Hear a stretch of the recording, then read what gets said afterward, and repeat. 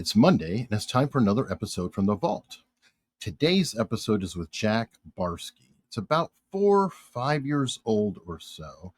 It is the second time I interviewed Jack Barsky, but the first time I had him on video. So it's really special in that regard. Jack Barsky was a member of the Illegals program put forth by the Soviet Union, and he lived as a mole in the United States for, I believe it was 16 years before he was finally discovered.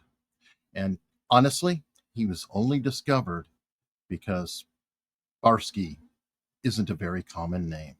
If he was Jack Smith, he may never have been found out. Hope you enjoy the show. And please comment below what you think. Today, we are with Jack Barsky, deep undercover KGB agent, who is the first, or not the first, but he's one of many great guests we've had. And as I've told everyone before, the whole point behind this is for you guys to ask questions of my guest. I've done a lot of research. I did a really great interview with Jack that I'm quite proud of, but I'm sure that you all have questions too.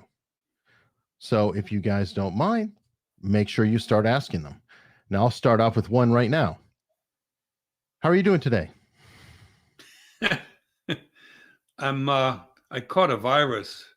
It's called SC911, stir crazy.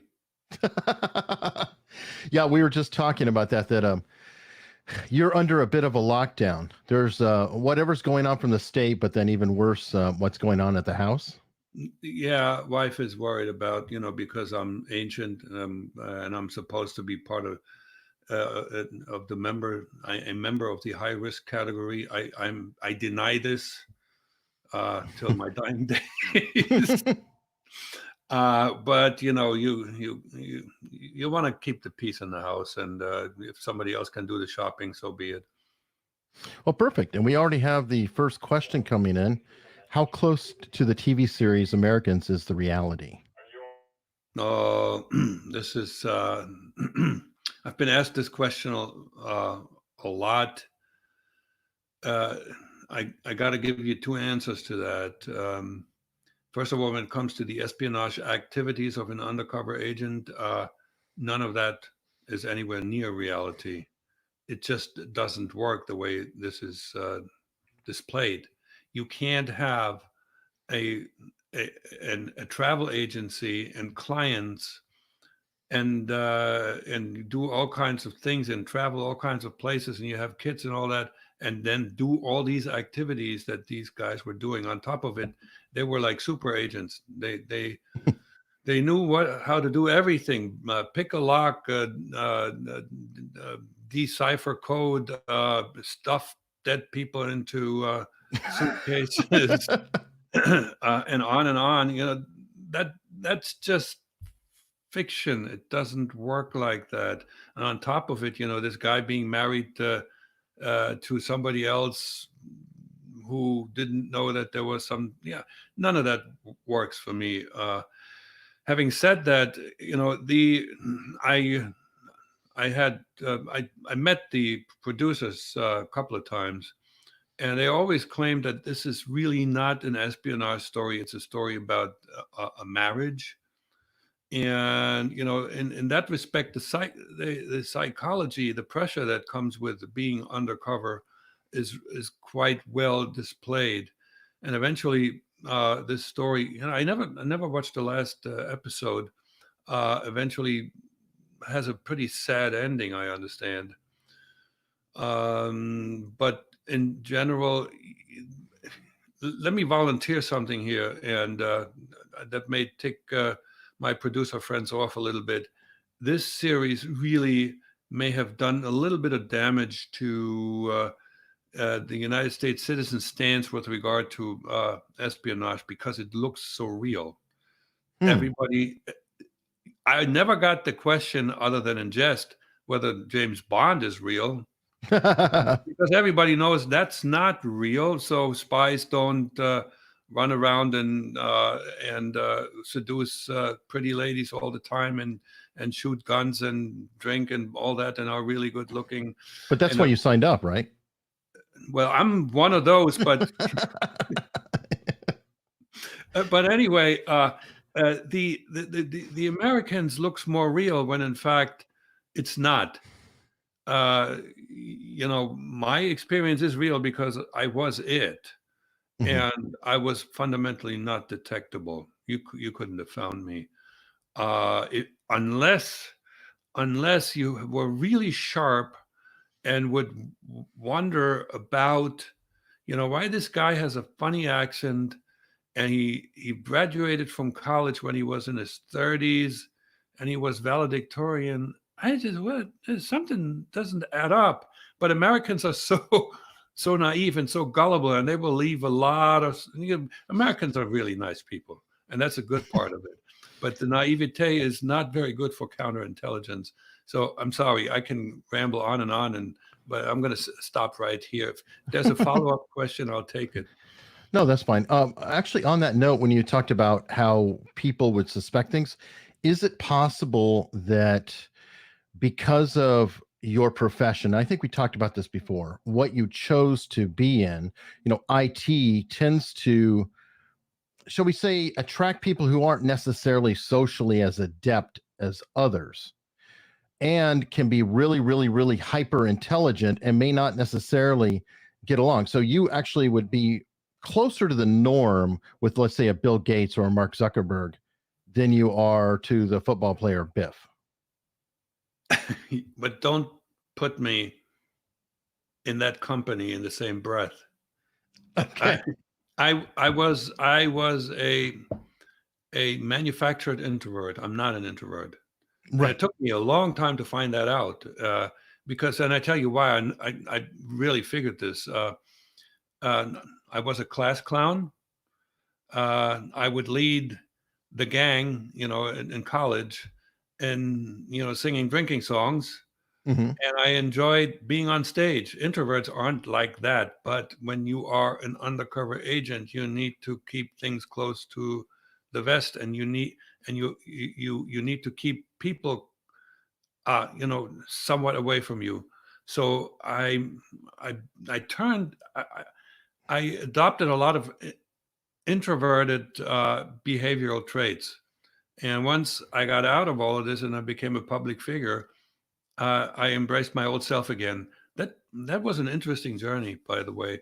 But the question that you asked initially about spies in IT, there's a lot of folks, introverted IT specialists who are and feel underappreciated. Oh, sure. And that can lead to all kinds of weird behavior. They're good to recruit, aren't they?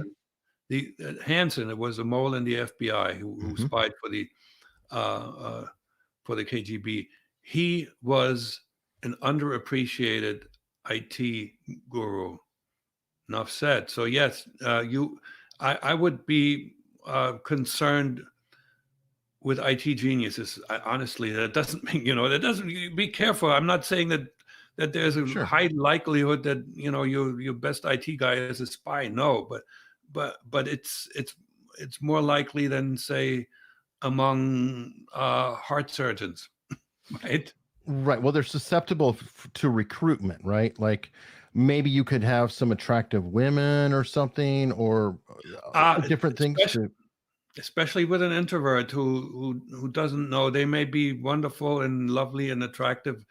I hope my son is not listening. I have a very good-looking son who is somewhat introverted, and he had his first steady girlfriend when he turned 30. He's a knockout. But anyway, yeah, that would be a vulnerability for an introvert.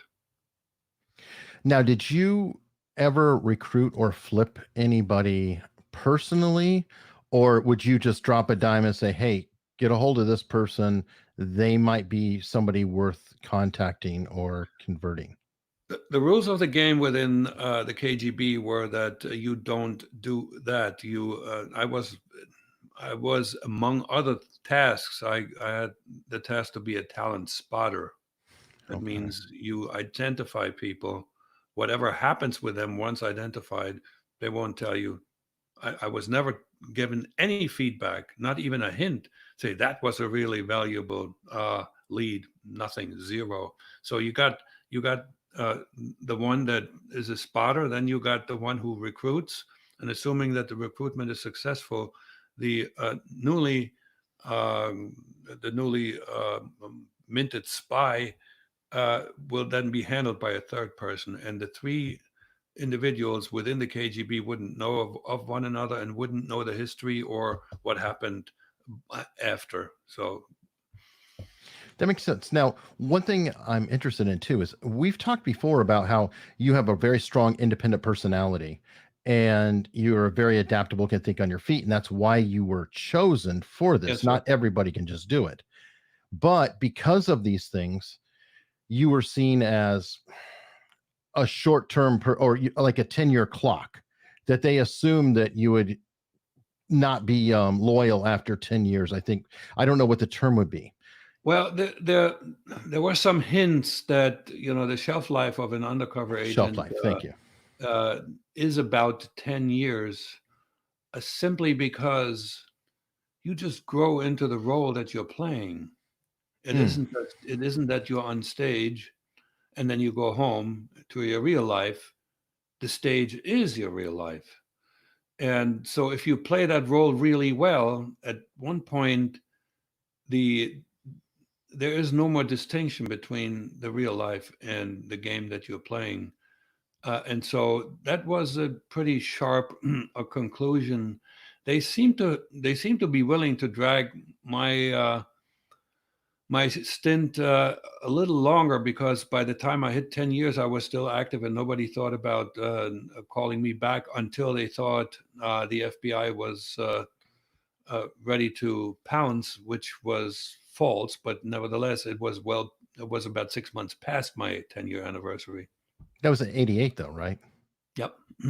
And Fall of Berlin Wall was about 89. So, I mean, was it also because things maybe were a little going bad back home, or not perfectly in alignment? No, I don't think so. And I now, with time, I find a lot more pieces to the puzzle Hmm. as to what happened in my case. I met a fellow in Germany who was just like me, an undercover illegal in the United States, also in New York. He was called back at the same time, Mm. at the very same time, and he went back in a way that he actually was able to go back to the United States. They found out 3 months later, hey, false alarm, go back, and so he went back. Oh, maybe they thought they had a defection or something. That would make sense, and they had to, or a Well, leak. they, and first of all, the KGB, unlike current Russian intelligence services, was very worried about their agents getting caught. So they were extremely nervous at any point when there was some thought that somebody might get caught. They will pull them out rather than take the extended risk, or not worry about somebody getting caught, because there's also nowadays I think Russia thinks there's value in people getting caught simply because that scares us. Oh, an embarrassment, like Anna Yeah. Chapman and that kind of thing. Embarrassment, and and Americans getting scared, and seeing Russians everywhere. Hmm. It's part of the psychology. It's different from, again, the KGB was very protective of their agents, very protective. Okay, well, this is really kind of Putin, isn't it? I mean, is it his philosophy that's being pushed down, or is that a in general philosophy? Well, I would think he doesn't disagree with that philosophy. Otherwise, it wouldn't be in action that way. You, I don't think everything always comes from the very top. A single individual doesn't have the bandwidth to do that, but clearly he agrees with the overall strategy.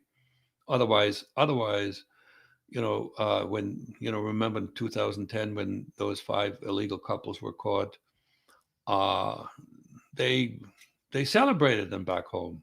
You know, Hmm. they became, even though it's clearly documented that they really achieved nothing other than hanging out illegally for a number of years.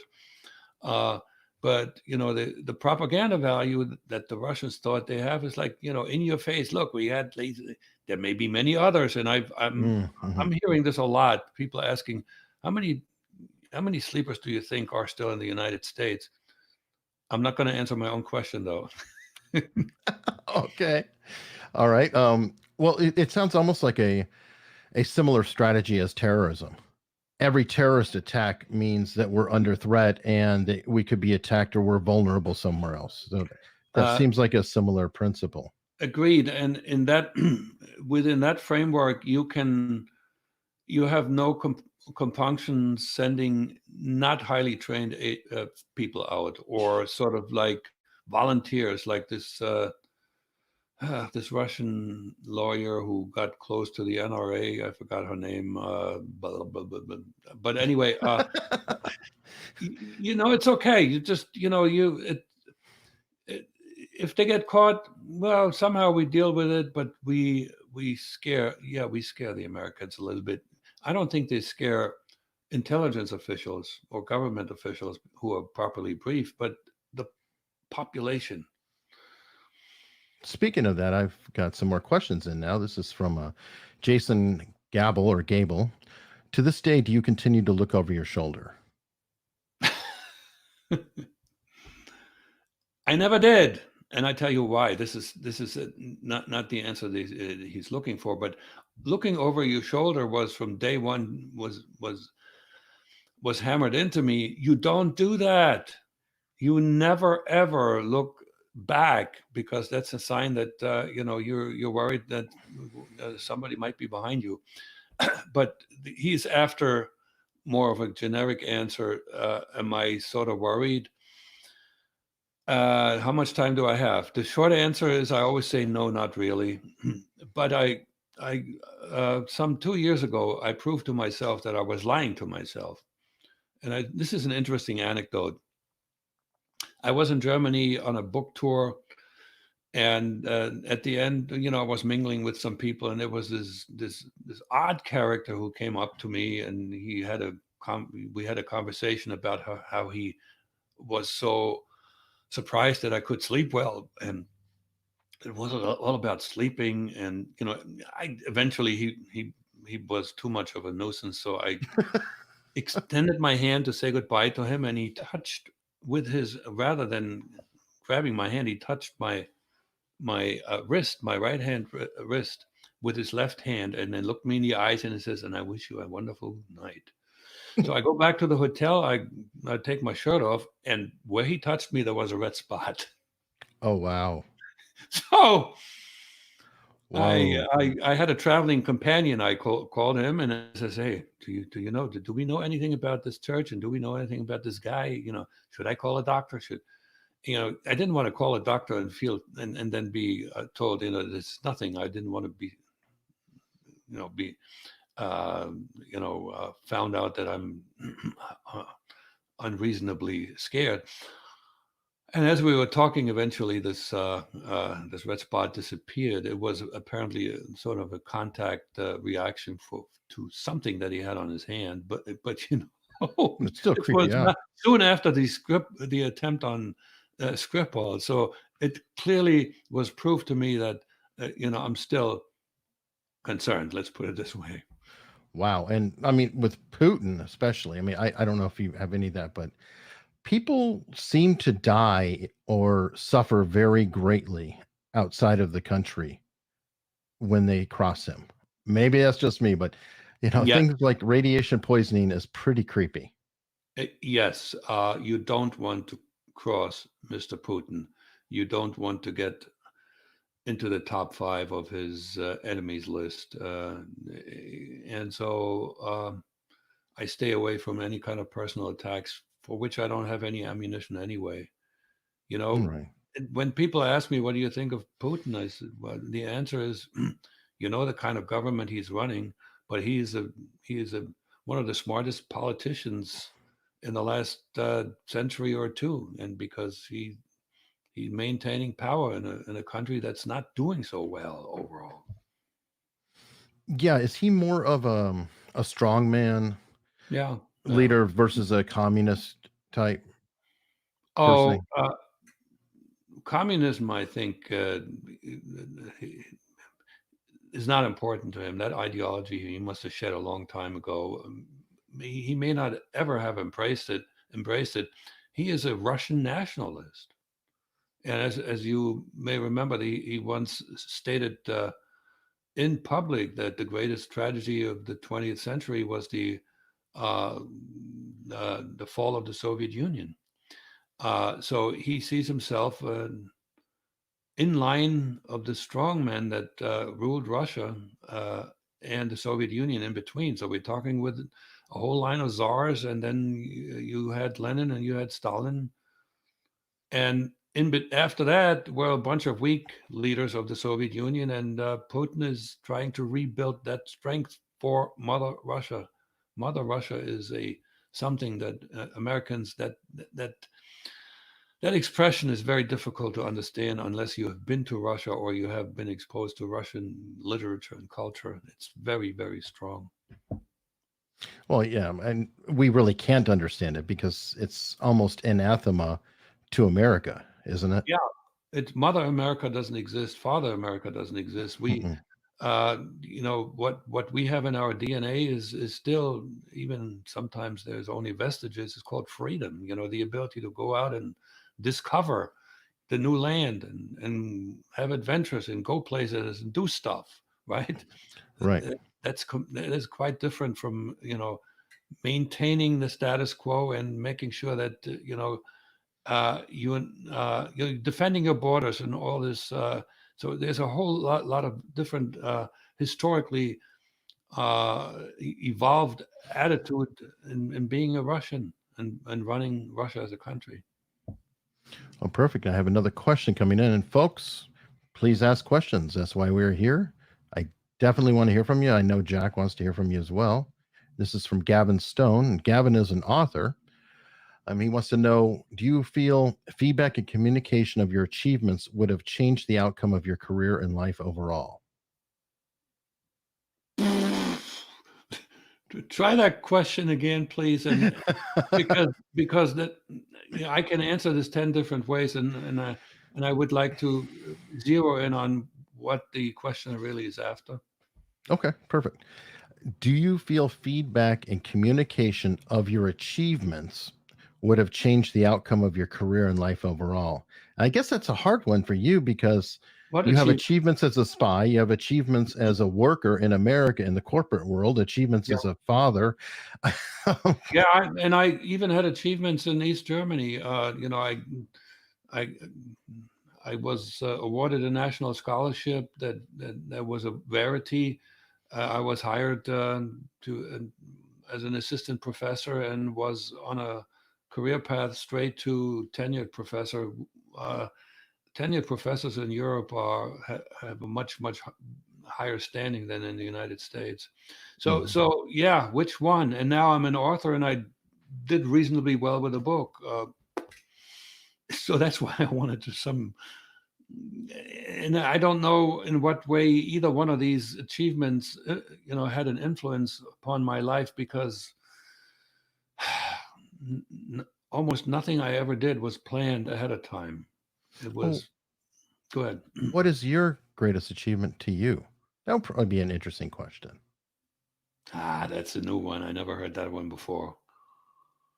Uh, I I want to make it really small because the most important is to raise your children and Mhm. and and once I just told my both of my adult children in the United States, they're 33 and 30, both of them individually. I told them based on how they're doing in their profession and how they are as individuals. I told them I would hire you, and that's the biggest compliment I could make because I don't hire friends. I never hired friends and relatives. I only hired competence. So I'm very proud of them, and I have good reason to one day say I'm proud of you to my 9-year-old, even though right now she's fighting me tooth and nail. Well, from what I hear, that's a little bit of you, maybe A lot. facing yourself. So, Yeah. ironically, the pride may be, well, you know what, you're just as strong-willed as I am, and you are your own person, kid. Uh-huh. Yeah, but we just got to make sure that it doesn't go overboard because you don't want to go bowling and as a young person and the ball jumps outside of the bumper cards. That is a problem. True. And we have another question from Marcel Penzari. Who do you see currently as a bigger threat, Russia or China? And if you don't mind, go into details as to why. Well, hands down, China, and I'm not the only one, as Marcel might understand that I have a lot of connections either with retired uh, intelligence professionals in the United States, primarily CIA and FBI, and even informal relationships with the FBI. All of us, we are in unison stating the same thing. It's China. Reason number one, China is economically much more powerful, and that means they have a whole lot more resources to put into espionage. Uh, you know, Russia's economy is equal to roughly what the state of Georgia, either I heard. California, Texas. Maybe it went down with the oil prices coming down quite a bit. China is number two in the world, behind the United States, not too far in sort of overall wealth. Mhm. So this is a country that needs to be taken seriously no matter what. China also has had a history of always it is very hegemon. I know only the Hegemonious? hegemony Hegemonious? is very good. That's why you are the YouTube guy and I'm not. So thousands of years of Chinese imperium, and the communists are doing the same thing. There's always these long-term plans, and the Chinese have proven to counterintelligence that they are a force to be reckoned with. The most recent spies that have been caught that were dangerous weren't Russians, they were Chinese. And that's it. Russia has to be taken seriously for one reason only, and that's their nuclear arsenal, which is bigger than outside of the United States. It's the second biggest, and Right. you have to have a relationship with them. You don't want to get to a point where they feel so threatened that they launch something. Are you afraid of that? Because that is something that I personally worry about. And I don't know enough about it, but I wonder if Russia is economically in trouble. And sometimes, a cornered animal or, a country that's potentially unstable. I worry about an unstable Russia. One thing I know: neither the Soviets nor the Russians are suicidal. Thank God for that. They're not driven by a suicidal agenda such as the radical Muslims. Um, I would be more worried about some of those weapons falling into the wrong hands, and B, because it's an aging arsenal that may not be as well maintained as it was in the beginning. Some accidental launch. Uh, Having said all of that, you know, I can worry about it all day. I can't do anything about it. So I usually put these thoughts out of my mind. That was my MO anyway, because if I had worried Mhm. about everything that I was doing, my head would have exploded. So I sort of focus on what I can actually impact, influence, and that nuclear conflict, it's way out of my sandbox. Okay, so compartmentalization is a tool of yours. A big one. I probably have more compartments that the town I live in and the rest of the folks together. But that's also been a challenge for you. I think we were talking about that in my previous interview, that Yeah. you felt really alone, partly because of that. That, and I have two major compartments that really don't talk to each other very well. I speak fluent German, I speak fluent English, but if you were throwing a German word at me right now, my English would halt Mm. because a different part of my brain would start firing, and the German and the English have not learned to communicate, because I learned English from German up to a point, and then I learned German English based on English and suppressed the German, so the two do not communicate. And while I was, living that double life, the German and the English persona of me also did not really communicate very well. To what extent there's still residual effort impact, I don't know. I wish some neuroscientist would come out of the woodworks and put some electrodes on my brain and figure out what's going on in there. Well, that makes me wonder, and I always ask polyglots, especially, what language do you think in?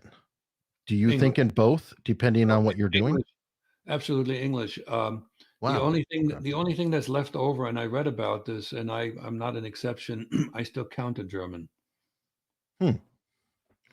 Maybe It's it's a residual so early in development. maybe, but I started dreaming in English at the end of my first year in the United States, and ever since then, English became my primary language, the language I'm more fluent in, and the language I'm thinking in and dreaming in. But I can switch to German. Give me about a week in Germany, and you wouldn't know the difference. Wow. See, that's amazing to me because I speak mostly one language. Okay, that's okay as long as you speak one. Exactly. All right. I have another question. Actually, here's a follow up from Gavin on his earlier communication from the KGB about your achievements in America as opposed to compartmentalization. Okay. So, achievements. See, this is a double-edged sword here. I always thought that I didn't achieve much, Mm. and in my own mind, I didn't, because I clearly didn't find out any secrets. I clearly didn't make contacts with folks that were decision makers that or influenced decisions. All I did was hear, and then I did some special tasks. I wrote reports about the mood amongst Americans. I profiled people that could have been recruited, but in my mind, as the super ambitious person, I hadn't achieved enough. But then again, apparently, and there's people in the United States intelligence services who said you are underestimating your value to the KGB. The fact Mhm. that you were there, here, that means, Mhm. was very important to them. And I have to sort of, but I, I didn't know this. I didn't embrace it, and even today, I have a tendency to underplay because I don't like bragging about myself. Yeah, I survived. I managed to stay altogether 16 years undiscovered, which I believe is a record, because the previous record was uh, uh, Colonel Abel, who was featured in The Bridge of Spies, who managed 11 years. And that in and of itself is counted as an achievement. And while I was here and active, I was an important asset to the Soviets. They just didn't take advantage of me in that manner. That makes me curious. I believe your ultimate mission was to establish an identity and then build, if you will, a fortune and influence around yourself, like Yeah, become a financier or industrialist, something like yeah. that. But if Yeah. they knew that there was a 10-year shelf life, I mean, most people don't become an industrialist in 10 years. It takes Yes, 20. no, the, the the original plan was actually would have worked if it hadn't been for the damn little detail. The devil is always in the detail. The plan was for me to, once I get a genuine American passport for me to travel, move to a German-speaking European country and establish a business there. And then, and the Russians had experience in doing that. They would have funneled a bunch of monies into that business in some way. And let's say the business grows to about 10 million and I repatriate the money, come back to the United States. At that point, people might ask us, how did you make all that money? Well, I have a great cover story. People wouldn't even go look any further, whatever it was. And with that kind of standing in society, I could have bought an apartment on Fifth Avenue and, knock on the doors of the Westchester Country Club, which has an initiation fee of $100,000. And they would let me in. Bingo. And with my very deep and wide education, I wouldn't have any problem, socializing with upper class individuals in American society. That failed. And so Plan B that failed because I made some mistakes when applying for the passport. Passport was not issued. So now Plan B was a long ramp up. I was already an existing asset. I already made it as an American. I was already in society. I had a job. So they said, well, go to college and try it that way. And that was a much longer, it wasn't planned that way, but it was a much longer point to where I could have been useful. And at one point, if I had still been in the pay of the KGB, I would have been useful because I worked 15 years in the electric energy industry. Right. Yeah. Which put you on the grid. Do you know if that has ever been successful? Have they done that either here or somewhere else? That exact plan of planting somebody, getting them in there, giving them the fortune, and then they rub elbows to the top of society? Not to my knowledge, not my way, but in the 40s and 50s, that is now proven. There were a number of KGB agents in the American government, but they were born Americans and they were recruited based on their communist ideology. I mean, this used to be denied for many years, but since the Venona project, which was decrypted KGB messages, since that was made public, it's quite clear that they had people in the State Department and in other section of government. Other than that, I'm not aware. Was that, I can't remember, it's the Rosenbergs, or I think it's Rosenbergs or Rothbergs. Is that when No, they found out? The Rosenbergs were atomic spies. Right. Is that when they found out that they, in fact, were? Because there was a big, for a long time, people were saying that they were kind of put up on false charges and executed unfairly. But I believe over time it's been proven, no, they. The Rosenbergs. There's proof.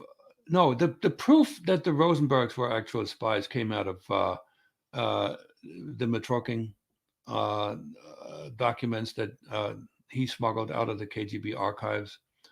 And the Rosenbergs were not involved with a crowd that made it into U.S. government. They ran a bunch of folks that participated in stealing pieces of the atomic secret.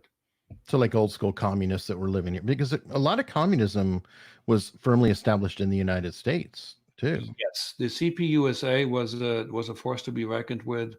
And what happened with the folks that were successfully recruited, and I met two of them. I was actually trained by two of those.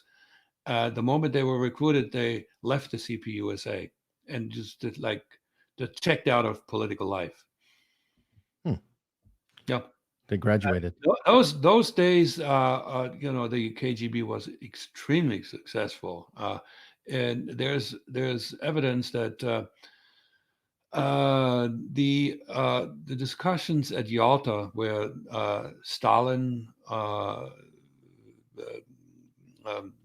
Roosevelt, and the British guy Churchill got together, were influenced by KGB, and as a result of that, Roosevelt actually gave up Poland. Oh, wow. turns out that Poland became the Soviet satellite state. Yeah, there was some stuff that happened that was influenced directly by the KGB. Some real chicanery. I've got a question from Gamer Bite. It looks like. Okay, have you traveled to Russia since you quote turned? Is it a desire? Any places you wish you could go that you can't? I don't really talk to cats. Hey, cats I are got cool. 2 of them at home. They don't listen to me. No, I haven't traveled back to Russia, and there's one country I would not ever go to. I have no reason to. No, there's plenty of places in Russia that I haven't seen that might be of interest, but Russia is a cold country. And what is worth seeing in Russia even today would be the tradition. I lived in Moscow for 2 years. I went to see St. Petersburg, which is extremely interesting and very, very attractive. And there's a vast country behind it. Might be worth exploring, but I'd rather go to Brazil where it's warmer. And Russia, and any kind of a state that is sort of close to Russia would physically, as well as maybe as a potential ally, maybe I would be very cautious. For instance, if I had an invitation to go to Turkey tomorrow, I wouldn't. How about Prague? Yeah, no problem. Absolutely no problem. I was in Warsaw 2 years ago for about a week. As a matter of fact, the countries that used to be part of the Warsaw Pact, the communist camp, all of those are extremely safe because it's super, super anti-Soviet and anti-Russian. Yeah, I was going to say they're almost more right wing than the United States. You bet. All of them. There's no exception. It's kind of funny too because there is sort of, we talked about it before, a new love for communism, growing here. I don't know if it's a new love or just popular love, and they call it socialism or democratic socialism. To me, it's all spectrumy. Let's just be real. The communist ideal has now, and always will have tremendous appeal to young people. I mean, think about it. Let's all get along. We're all fundamentally good people. The reason that we are sometimes not good is because the circumstances that we are in. So if indeed we change those circumstances and whatever oppression there is, and be that women are suppressed, or people of color, or people of religions, or other religions, let's just all get along. This is a wonderful idea. How do you not buy into that? How do you, as a young person, as a romantic, and I grew up as a romantic, so reality is such that this romantic idea has been tried and tried and tried, and it failed every time. Because even if you take the shackles off of individuals, that doesn't necessarily make them good. Is that like the work that way?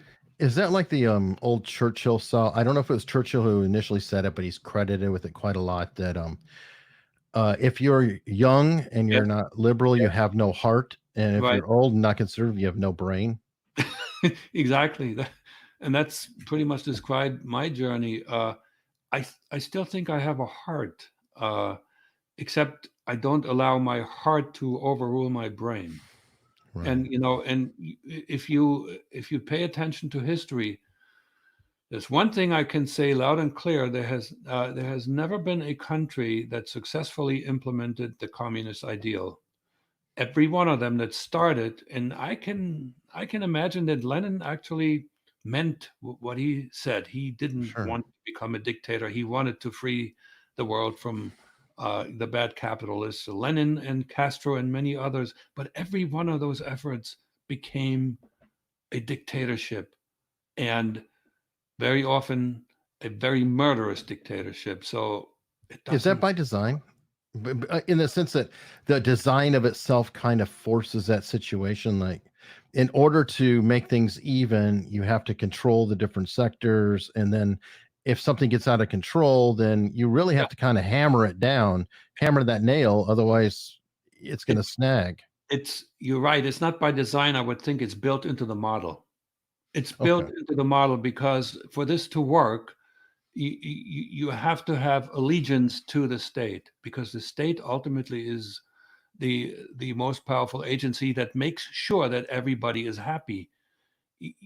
Yeah, but if you don't want to be happy the way the state tells you to be happy, then you are a challenge to its authority, and the authority will take various means, including imprisonment and eventually execution, to maintain its authority, because it has by itself, it has arrogated to itself all moral authority, and that's fundamentally completely 180-degree opposite of the way the United States was formed and supposedly is still operating.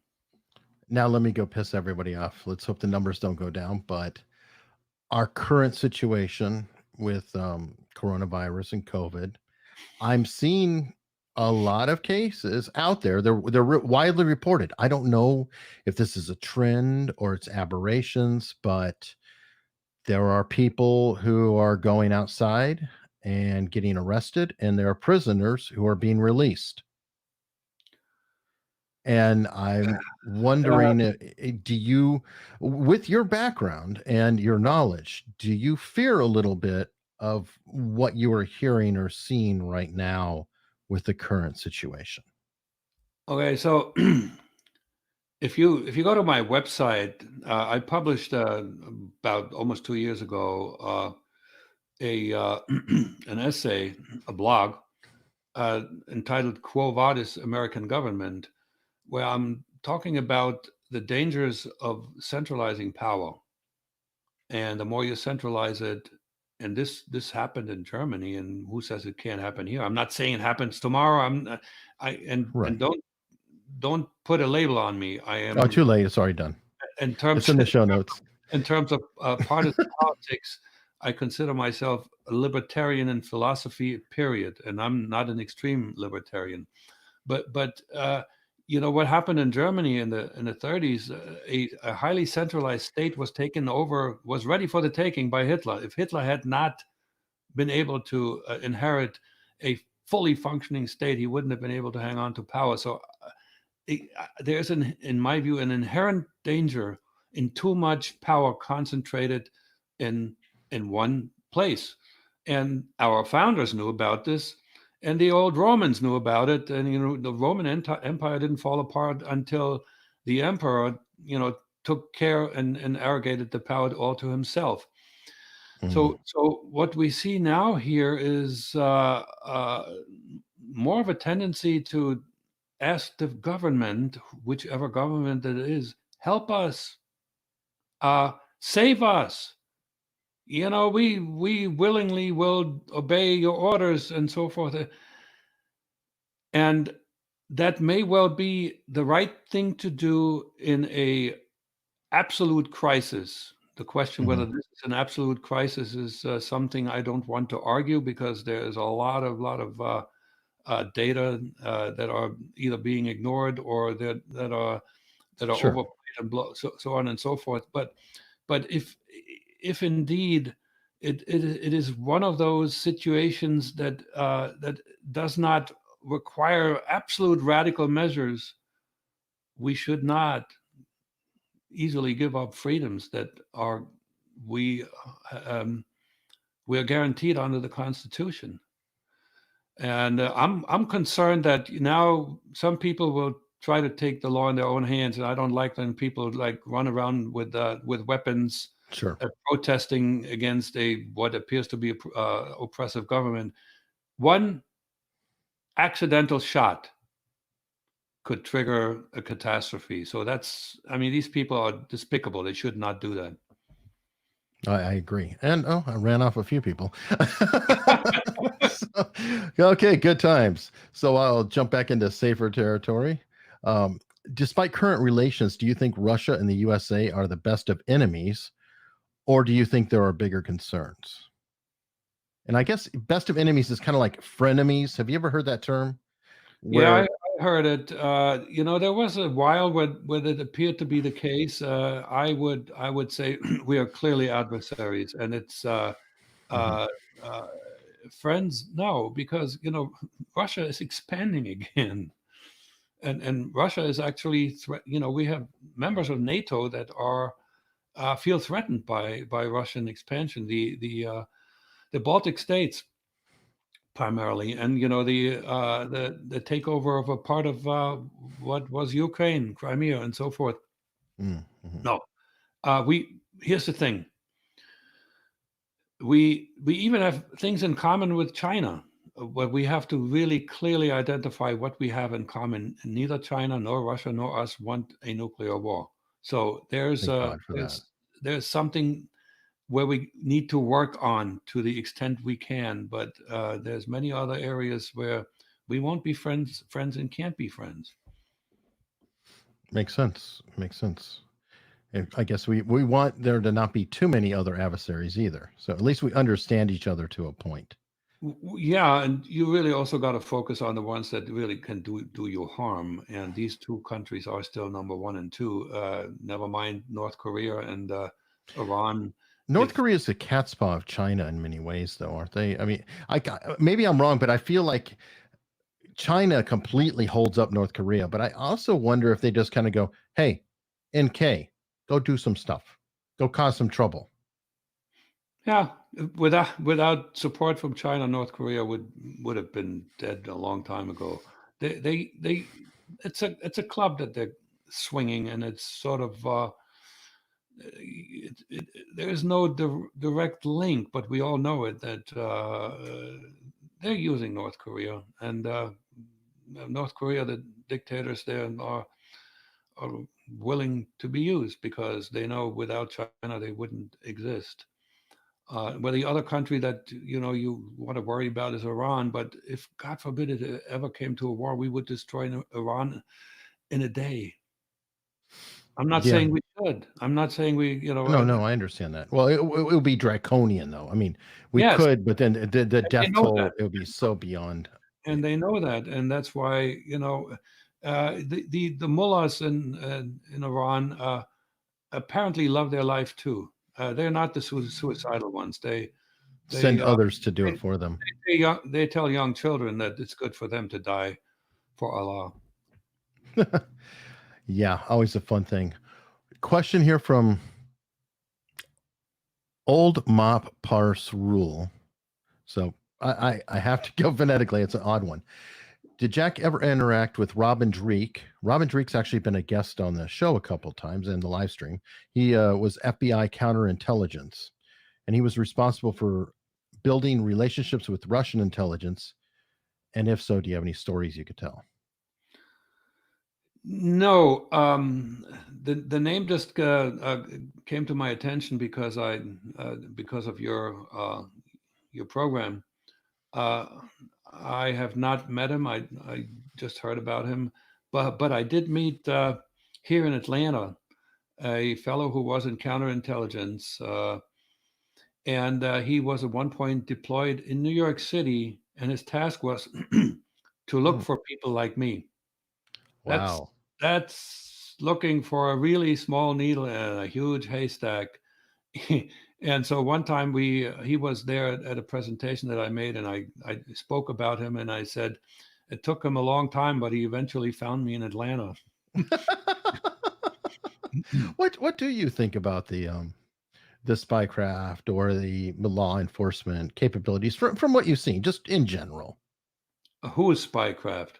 The U.S. I mean, as someone who has done it, I mean, do you Oh, have a professional appreciation for the yes. law enforcement spycraft, or? I know the FBI better than I know the CIA. The FBI, I worked with real active FBI agents, and I have very much respect for these folks. They, with one exception, and there's always an exception. Uh, Oh, he's an asshole. they were highly intelligent people, patriotic people, played by the rules. They would complain about the rules, but they played by the rules.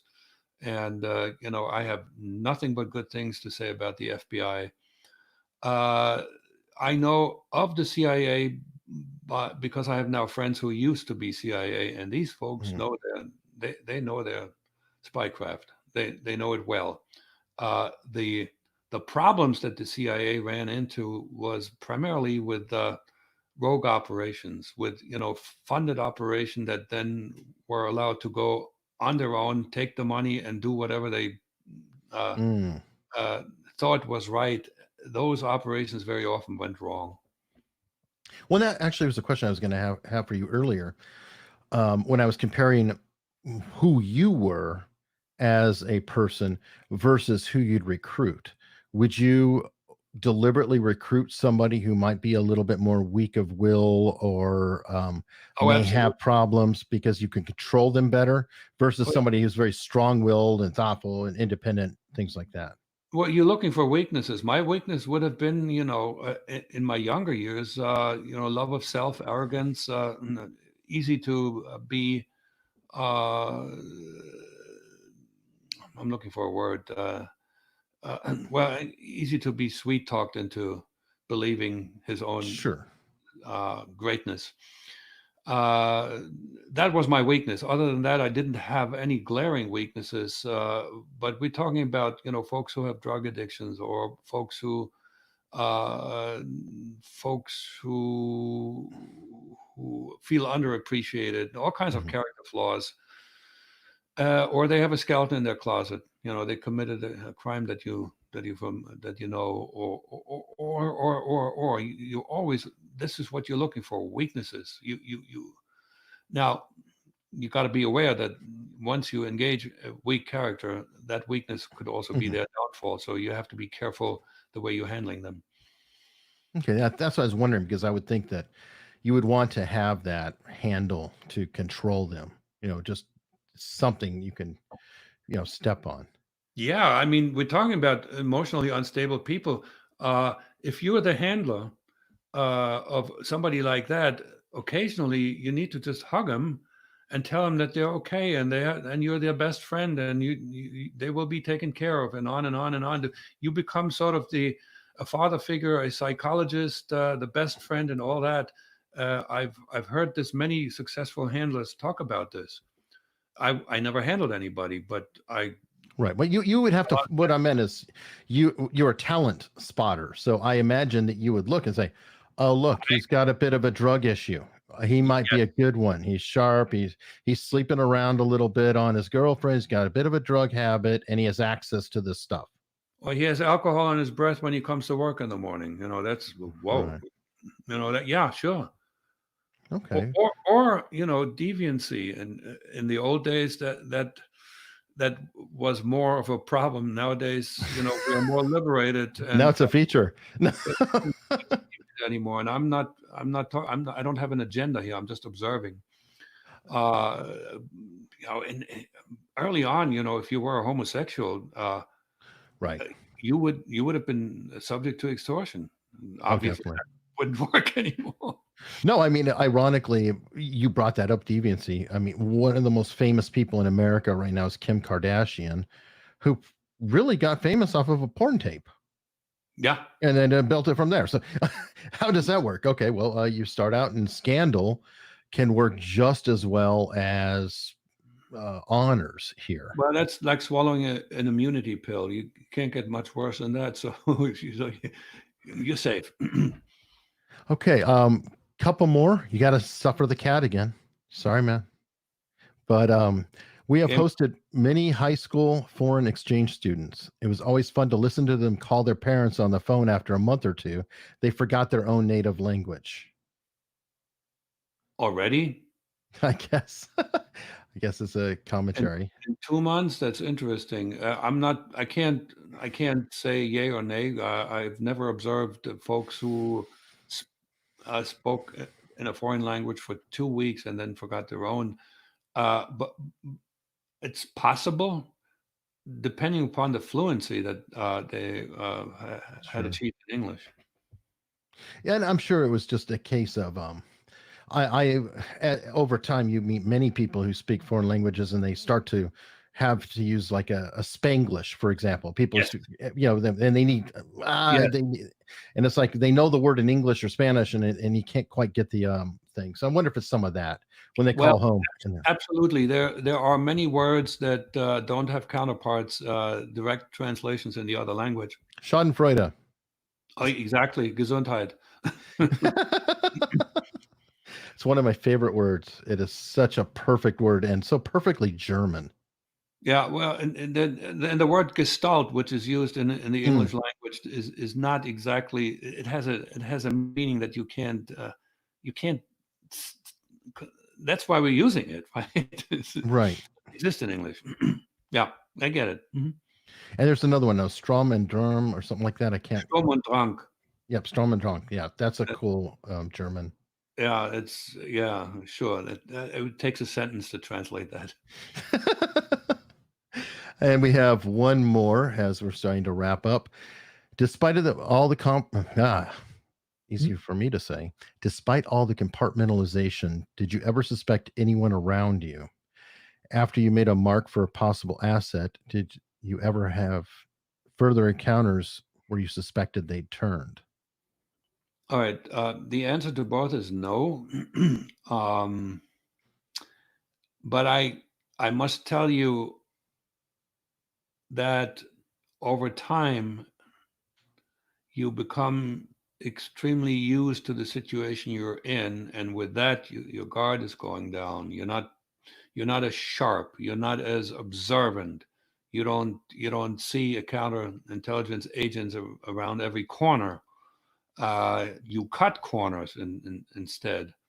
So I more and more, as I said in the beginning of this session here, I became the role that I played, and that role meant that I don't have to worry about anything or anybody. And so obviously that's part of the shelf life situation. I remember in your book too, you were getting resentful of having this interfering with your day job. You're like, I got to do all this Spycraft crap. I've got to go clean this. I spend my whole damn off day just to pass the note. On a Saturday, it took me a full day to compose a letter in secret writing and mail it. It took me until mid-afternoon, starting early in the morning. And so, darn, we're chilling. Everybody else in the office is home. I like the horses. I would say that probably converted you more than anything. Mm-hmm. All right, we have one. We got one more. I'm going to close out on. What do you say to the younger generation that's embracing socialism ideologies? Study history. Just go read a history book. Read one book that says history of the 20th century. You don't have to go that far back. 20th century. That's all. And make up your own mind after that. Rather than me telling you don't, you should make up your own mind and use your brain. I'm saying I wouldn't blame anybody who falls in love with socialist, communist ideals. And remember, everybody. It is part of human nature. We are competitive animals, and everybody ultimately is wired to look out for themselves first. There's a lot of people who have overcome this, but the instinct is always to look out for yourself or at least your family. And government individuals are people too. And so what is their immediate first instinctive first interest? It must be preservation of self, because if you're not preserving yourself, how can you do good things for others? Good point. You cannot lose that instinct to be somewhat selfish. You can't. That's a great message to wrap up on. Now, Jack tours all over the place. You do a presentation. It's always available for hire, correct? Yeah, sure. When people are allowed to gather again, sure. That I'm actually going to do it's the first. I'm going to do one for hire via this vehicle. In the interest of full disclosure, this one is free. because I like Eric. Well, and Eric thanks you. Eric doesn't have the budget. Yeah, and just check in with me occasionally. I'm on LinkedIn and Facebook. I don't do Twitter. I can't express myself in this you people who hung in there, they know that I tend to be rather verbose. Well, and everybody can find you also at jackbarsky.com. Yes, They sir. can see all of your time with 60 Minutes, things like that. Yeah. And just to let everybody know, if you like guests like Jack Barsky, Robin Dreek, who we brought up earlier, Chase Hughes, who just texted me on the side, who's a behavioral engineer, body language readers, please subscribe. I have more coming and you get a chance to communicate. So thank you very much, Jack. You're most welcome. And thank everybody for watching.